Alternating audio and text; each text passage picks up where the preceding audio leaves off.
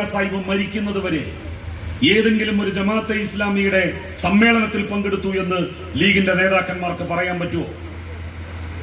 CH Muhammad Koya Sahib മരിക്കുന്നത് വരെ ജമാഅത്തെ ഇസ്ലാമിയുടെ ഏതെങ്കിലും ഒരു വിദ്യാഭ്യാസ സ്ഥാപനത്തിന്റെ വാർഷിക യോഗത്തിൽ പങ്കെടുത്തു, സമ്മേളനത്തിൽ പങ്കെടുത്തു എന്ന് ലീഗിന്റെ നേതാക്കന്മാർക്ക് അവകാശപ്പെടാൻ വേണ്ടി പറ്റുമോ?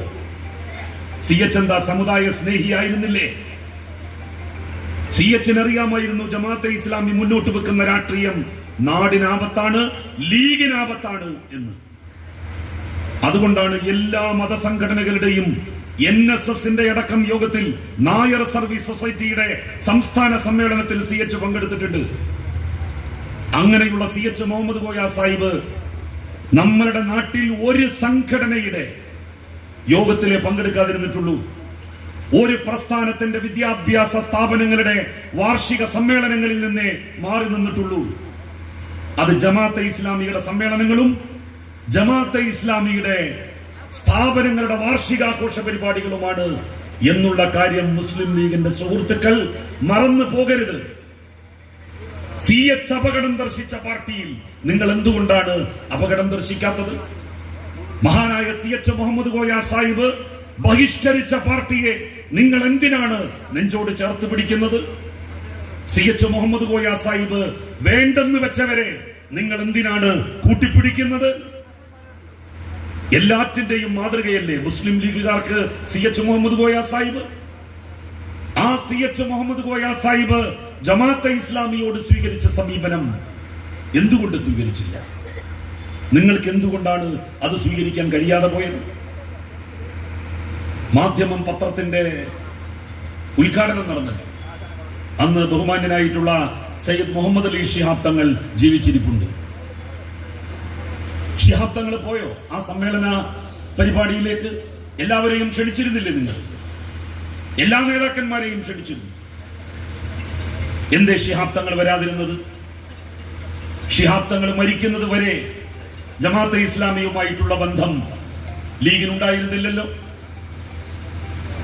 മഹാന്മാരായിട്ടുള്ള മുസ്ലിം ലീഗിന്റെ നേതാക്കന്മാർ അവര് കാണിച്ചു തന്ന വഴി, CHന്റെ മാർഗം, അത് ബലി കഴിക്കുകയാണ് മുസ്ലിം ലീഗ്. അത് രാജ്യത്ത് ജനങ്ങൾ തമ്മിലുള്ള ഐക്യം തകർക്കും. ഹിന്ദുക്കളെയും മുസ്ലിങ്ങളെയും ക്രൈസ്തവരെയും അത് ഭിന്നിപ്പിക്കും. ഹിന്ദു മതരാഷ്ട്രവാദത്തെ പോലെ തന്നെ അപകടമാണ് ഇസ്ലാമിക മതരാഷ്ട്രവാദവും. അതിലാർക്കാണ് പെശക്? അതിലാർക്കാണ് സംശയം? ആർക്കെങ്കിലും സംശയമുണ്ടോ അതിൽ? BJP ഇപ്പൊ പറയുന്നത് അയോധ്യയിലെ രാമക്ഷേത്രത്തിന് സമീപത്തുള്ള പതാക അദ്ദേഹം ഉയർത്തിക്കൊണ്ട് പറഞ്ഞു, ഇന്ത്യ ഒരു രാമരാജ്യമായി കഴിഞ്ഞിരിക്കുന്നു എന്ന്. RSS രൂപം കൊണ്ടത് 1925-ലാണ്. 2025 അവസാനിക്കുന്നതിന് തൊട്ട് മുൻപ് ഇന്ത്യയുടെ പ്രധാനമന്ത്രി RSSന്റെ 100ാം വാർഷികത്തിൽ പങ്കെടുത്തുകൊണ്ട് പ്രഖ്യാപിക്കുകയാണ്, ഈ വലിയ പതാക ഉയർത്തിക്കൊണ്ട് രാമക്ഷേത്രത്തിന്റെ സമീപത്ത് ഇന്ത്യ ഇനി മുതൽ ഒരു രാമരാജ്യമാണ് എന്ന്. അപ്പൊ BJPക്കാർ ആഗ്രഹിച്ച ഹിന്ദു രാഷ്ട്രമായി നമ്മളുടെ നാട് മാറി എന്നാണ് BJPക്കാർ അവകാശപ്പെടുന്നത്. ആ BJPക്കാരെയല്ലേ മുസ്ലിം ലീഗുകാര് രാഷ്ട്രീയ സഖ്യത്തിന് ക്ഷണിക്കുകയും അവരുടെ വോട്ട് വാങ്ങി കമ്മ്യൂണിസ്റ്റുകാരെ തോൽപ്പിക്കാൻ നോക്കുകയും ചെയ്തത്? എടോ, നിങ്ങൾക്ക് BJP അപകടകാരിയല്ലാത്ത പാർട്ടിയാണ്. കമ്മ്യൂണിസ്റ്റ് പാർട്ടി, എന്തുകൊണ്ടാണ് നിങ്ങൾക്ക് കമ്മ്യൂണിസ്റ്റ് പാർട്ടിയോട് ഈ ഈർഷ്യവും ഈ ഒരു പകയും വിദ്വേഷവും ഉണ്ടാകുന്നത്? ഈ രാജ്യത്തുള്ള മതന്യൂനപക്ഷങ്ങൾക്ക് സംരക്ഷണം നൽകുന്നു എന്നുള്ളതാണോ അവരോട് നിങ്ങളുടെ വിരോധത്തിന്റെ കാരണം? ഈ പ്രദേശത്തൊക്കെ ദൗർഭാഗ്യകരമായിട്ടുള്ള ചില സംഭവങ്ങൾ ഉണ്ടായിട്ടുണ്ട്. അതിൽ മുസ്ലിം ലീഗുകാർക്കും വലിയ ഉത്തരവാദിത്തമുണ്ട്. ചുണ്ടങ്ങ് കൊടുത്ത് വഴുതനങ്ങ് വാങ്ങുക എന്ന് കേട്ടിട്ടില്ലേ?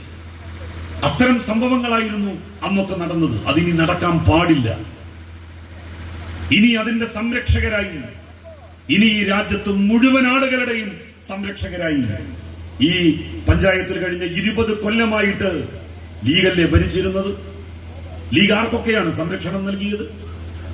ഇനി ഇതാ പ്രദീപ് മാസ്റ്റർ മത്സരിക്കാൻ വേണ്ടി ഇവിടെ പ്രസിഡന്റ് ആകാൻ വേണ്ടി പോവുകയാണ്. ഇനി പ്രദീപ് മാസ്റ്ററുടെ സംരക്ഷണയിലായിരിക്കും ഈ പഞ്ചായത്തിലെ ഓരോ മനുഷ്യനും. ആർക്കെന്ത് പ്രശ്നങ്ങൾ ഉണ്ടായാലും, അത് ഹിന്ദുവായാലും മുസ്ലിം ആയാലും ക്രിസ്ത്യാനിയായാലും, അവിടെ പ്രദീപ് മാസ്റ്റർ എത്തും. അവിടെ കമ്മ്യൂണിസ്റ്റുകാരന്റെ സാന്നിധ്യം ഉണ്ടാകും. ഈ നാട്ടിലെ മുഴുവൻ ജനങ്ങളെയും ചേർത്ത് പിടിച്ചുകൊണ്ട് ഈ ഭരണസമിതി മുന്നോട്ട് പോകും. രാജ്യത്ത് വർഗീയമായിട്ടുള്ള ചേരിതിരിവും കുഴപ്പവും ഉണ്ടാക്കാൻ ലീഗ് ശ്രമിക്കരുത്. പണ്ടത്തെ നേതാക്കന്മാർ,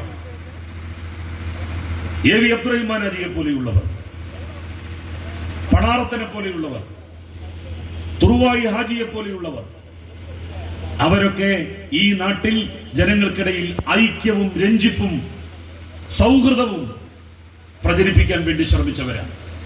എന്നാൽ ഇന്നത്തെ ലീഗിന്റെ നേതാക്കന്മാരോ, അവര് നാട്ടിൽ കുഴപ്പങ്ങൾക്ക് തീ കൊളുത്താനാണ് ശ്രമിക്കുന്നത്, മതവികാരത്തിന് തീ കൊളുത്താനാണ് ശ്രമിക്കുന്നത്. കാസർഗോട്ട് കണ്ടില്ലേ, ലീഗിന്റെ ഒരു വനിതാ നേതാവ് ഓടിബെരി പള്ളിക്ക് കല്ലെറിന് സഖാക്കള്, കമ്മ്യൂണിസ്റ്റുകാര് പള്ളി തകർക്കിട് എന്നും പറഞ്ഞുകൊണ്ട് വിളിച്ച് കൂവുന്നത്. ഇതൊക്കെ പുതിയ മുസ്ലിം ലീഗിന്റെ മുഖമാണ്. ഇവിടെ ഒരു ലീഗ് പ്രവർത്തകന് എങ്ങനെയാണ് അങ്ങനെയൊക്കെ കഴിയുക? നിങ്ങളൊന്ന് ആലോചിച്ചു നോക്ക്. സോഷ്യൽ മീഡിയയിൽ ഒരു സ്ത്രീ വാവിട്ട് കരയുകയാണ്, ബെരിയും ബെരി എന്ന് പറഞ്ഞിട്ട്. എന്താണ് ബെരിയും ബെരിയും? പള്ളി തകർക്കാണ്, പള്ളിക്ക് കല്ലെറിയാണ്, സഖാക്കള് കല്ലെറിയാണ്. ഇവരെന്നെ കല്ലെടുത്തെറിയാണ്. എന്നിട്ടാ സഖാക്കള് കല്ലെടുത്തെറിയുന്നെന്ന് പറഞ്ഞു. ഒരു ചുക്കും നടന്നിട്ടില്ല അവിടെ. മഹല്ല് കമ്മിറ്റിയുടെ ഭാരവാഹികൾ വന്ന് അത് തെറ്റാണ് എന്ന് പറഞ്ഞു. ഈ നാദാപുരത്തെയും അതുപോലെ തന്നെ കുറ്റ്യാടിയിലെയും ലീഗുകാർ കുറച്ച് ദിവസം മലപ്പുറത്ത് വന്ന് നിൽക്കണം എന്ന് എന്റെ അഭിപ്രായം. മലപ്പുറത്തെ ലീഗുകാർ ഇങ്ങനൊന്നും അല്ല കേട്ടോ, ഫാർ ബെറ്റർ ആണ്. ഞാൻ മലപ്പുറത്തു നിന്നാണല്ലോ വരുന്നത്. ഈ വടകര താലൂക്കിലെ മുസ്ലിം ലീഗിന്റെ നേതാക്കന്മാര് കുറച്ചു ദിവസം മലപ്പുറത്തൊന്ന് വന്ന് നിൽക്കണം. എന്നിട്ട് അവിടുത്തെ ലീഗേരങ്ങളൊന്ന് കണ്ടു പഠിക്കും. എന്തൊക്കെ എനിക്ക് രാഷ്ട്രീയമായിട്ടുള്ള വിയോജിപ്പുകൾ ഉണ്ടെങ്കിലും മലപ്പുറത്തെ ലീഗർ ഇജാതി കാര്യങ്ങളൊന്നും ചെയ്യൂല. നിങ്ങൾ കുറച്ച് ദിവസം മലപ്പുറത്ത് വന്നിട്ട് എന്താണ് ലീഗ് എന്നുള്ളത് പഠിക്ക്. നിങ്ങളുടെ ഈ പണത്തിന്റെ ഹുങ്കും അഹങ്കാരവും ഉണ്ടല്ലോ, ഇതൊക്കെ ഒന്ന് അവസാനിപ്പിക്കുക.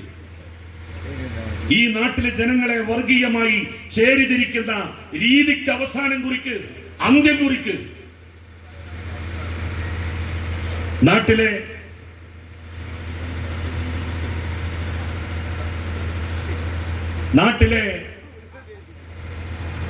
മറ്റുള്ള ആളുകളെ എന്തിനാണ് മുസ്ലിങ്ങൾക്കെതിരായിട്ട് മാറ്റുന്നത്?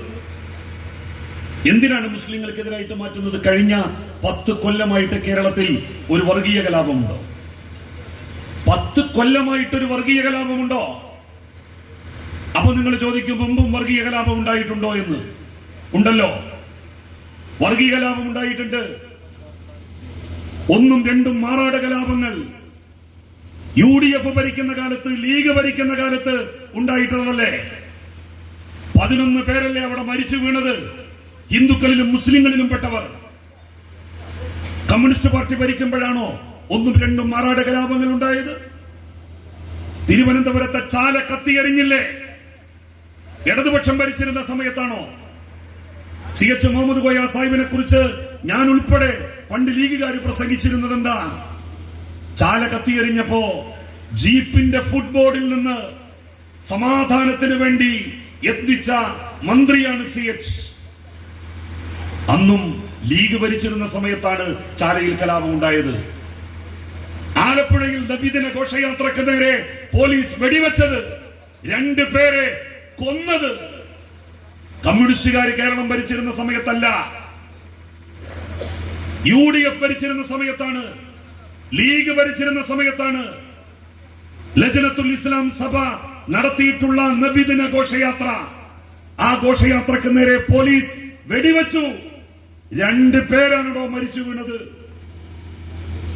സിറാജുന്നിസ എന്ന് പറയുന്ന പെൺകുട്ടി, 9 വയസ്സുകാരി, സിറാജുന്നിസയെ വെടിവെച്ചു കൊന്നു.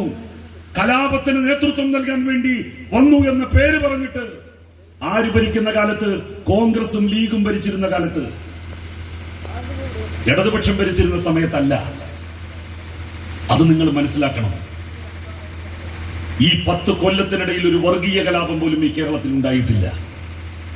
അങ്ങനെ വർഗീയ ശക്തികൾക്കെതിരായി RSSനും BJPക്കുമെതിരായി അതിശക്തമായിട്ടുള്ള പ്രതിരോധത്തിന്റെ കവചം തീർത്ത് മുന്നോട്ട് പോകുന്ന സഖാക്കൾ, ആ സഖാക്കളെ ചേർത്ത് പിടിച്ചുകൊണ്ട് മതന്യൂനപക്ഷങ്ങളും അവരുടെ മുന്നോട്ടുള്ള പ്രയാണം സുഗമമാക്കണം എന്ന് അഭ്യർത്ഥിച്ചുകൊണ്ട് ഇവിടെ അധികാരമേൽക്കാൻ പോകുന്ന ഭരണസമിതിയെ അഭിനന്ദിച്ചുകൊണ്ട് അവർക്ക് പ്രദീപ് മാസ്റ്ററുടെ നേതൃത്വത്തിൽ മികച്ച ഒരു ഭരണം, നല്ല ഒരു പഞ്ചായത്ത് ഓഫീസ്, ആളുകൾക്ക് ഈ ചോർച്ചയൊന്നും ഇല്ലാതെ കാര്യങ്ങൾ നിവർത്തിക്കാൻ വേണ്ടി വരുമ്പോ ഇരിക്കാൻ തക്ക ഒരു ഓഫീസ് ഉൾപ്പെടെ, ഒരു ആസ്ഥാനം ഉൾപ്പെടെ ഈ പഞ്ചായത്തിന്റെ മുഖച്ഛായ മാറ്റുന്ന രൂപത്തിലുള്ള വികസന പദ്ധതികൾക്ക് നേതൃത്വം കൊടുക്കാൻ ഈ ഭരണസമിതിക്ക് കഴിയട്ടെ എന്ന് ആശംസിച്ചുകൊണ്ട് ഞാൻ എന്റെ വാക്കുകൾ അവസാനിപ്പിക്കുന്നു. നന്ദി.